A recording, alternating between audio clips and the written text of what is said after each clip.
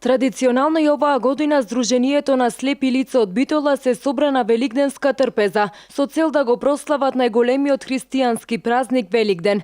Жените од ова здружение кои приготвија традиционални великденски јадења сакаат да пренесат порака дека и покрај тоа што не гледаат, тие се домакинки и може да приготвуваат различни јадења и да учествуваат во многобројни активности. Особено е важно за јавноста да види дека и жените што го имаат целосно изгубено видот, дека можат рамноправно да се носат и да одговарат на предизвиците што се пред нив.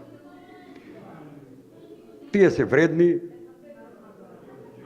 се снаоѓаат добро во просторот, во којните дома, имаат своји семејства, ги воспитуваат.